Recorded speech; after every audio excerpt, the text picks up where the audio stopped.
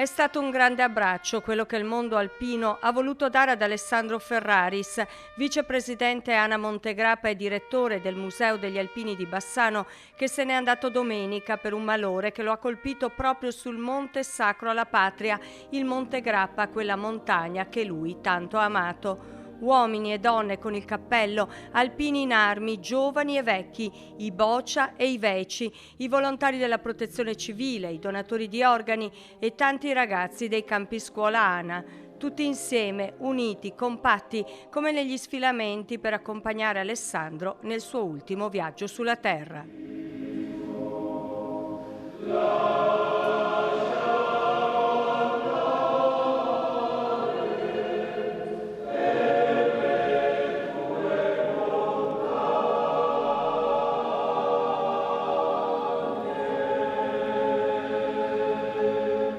Gli alpini sono arrivati da molte parti d'Italia, sfilano i labari delle sezioni alpine assieme ai gagliardetti di tantissimi gruppi di penne nere.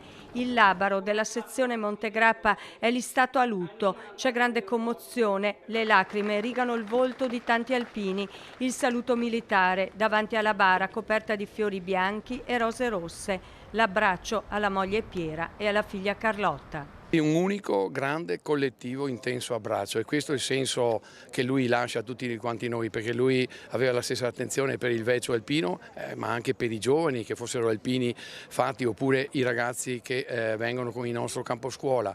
Per lui erano tutti uguali, allo stesso livello, e con tutti si trasmetteva in modo straordinario, intenso, senza spendersi. Aveva un livello di empatia straordinario che quasi quasi anche gli invidiavo, però lui sapeva trasmettere alpinità a qualsiasi livello, a tutto tondo, e lo si vede oggi nella giornata più tragica, più triste. Però possiamo dirlo, è stata un'apoteosi di emozioni e di sentimenti. Tante le autorità presenti alla cerimonia, molti sindaci del territorio bassanese e trevigiano. Alessandro Ferraris era una persona amata e apprezzata che ha lasciato un'impronta indelebile non solo nella comunità alpina.